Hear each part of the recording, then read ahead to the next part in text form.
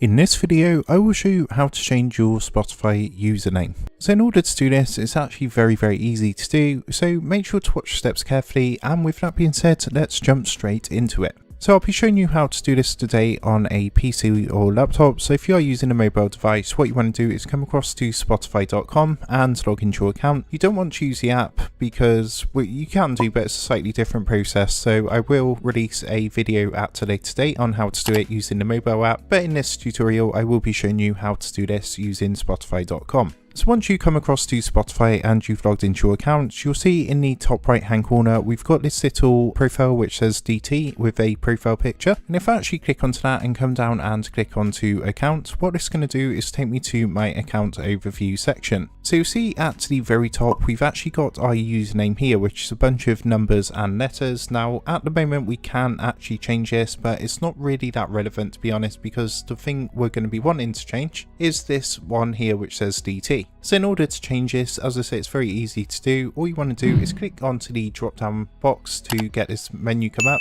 and then you want to click onto profile. It's going to take you across to a page that's going to look similar to this, and then from here it's very easy to do. All you want to do is basically click onto your name here where it says edit details, and you can just simply go ahead and put a new name in here. You can also change your profile picture from here if you want to as well. What I'm going to do is just change this to digital tutor, and then just go ahead and click the save button down here. You can see straight away that has actually updated. So before you could only do this using the Spotify app, but it is now possible to do this using the web-based version of Spotify as well. So I hope this video did help you out today. Now if this video did help you out, then be sure to leave a like on the video so YouTube does show this video to more people that may be looking for a solution to this problem. And if you're looking for more tutorials, tips and tricks for Spotify, then make sure to click the on-screen prompt. That's going to take you across to a playlist of my current tutorials, tips and tricks for Spotify. So I just want to take a minute to thank you for watching, and with that being said, I will see you guys in the next video.